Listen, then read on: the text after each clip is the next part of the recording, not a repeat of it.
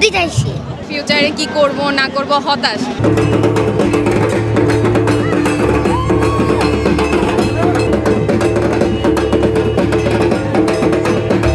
এই পূজাটা মূলত শিল্প, কলা, বিদ্যার দেবী বা জ্ঞান অর্জনের দেবীর পূজা করা হয়।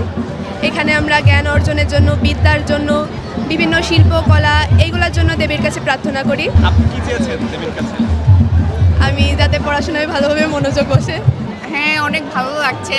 আসলে বছরের শুরুটা আমরা এইভাবে শুরু করছি, সবাইকে দেখছি, প্রিয়জন, আত্মীয় স্বজন সবাই মিলে এখানে আসছি, ফ্রেন্ডরা মিলে মজা করতেছি, এটা অনেক ভালো লাগতেছে।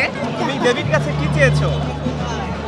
এই যে আমি যদি অনেক বড় হয়ে একটা গাড়ি কিনতে পারি, গাড়ি দিয়ে আমি ঘোরাফেরা করব, টাকা ইনকাম করব। বড় হয়ে কি হতে চাও তুমি? সায়েন্টিস্ট। ফিউচারে কি করব না করব হতাশ।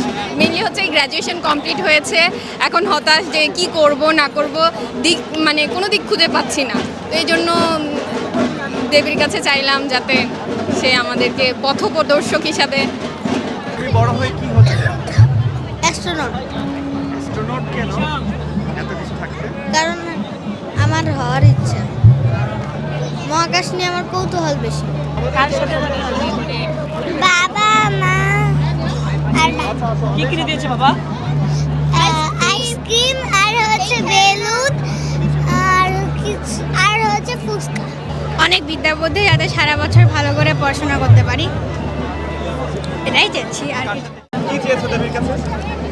আমি বুদ্ধি চাইছি, তুমি বুদ্ধি দিয়ে কি করবে?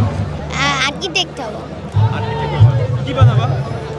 বাড়ি বানাবো, তারপরে আরো অনেক রকমের জিনিস ডিজাইন করে বুদ্ধি দিয়ে বানাবো। হয়তোবা প্রত্যেক বছর একটু কম হয়েছে, আমি প্রত্যেক বছরই এখানে পুজো দেখতে আসি। এই বছর অনেক বেশি মানুষ হয়েছে, তারপরে আইন শৃঙ্খলা বাহিনীও ভালো দেখতে পাচ্ছি, সব কিছু ঠিকঠাক ছিল, এর জন্য মনে হয় মানুষ বেশি হয়েছে এই বছর।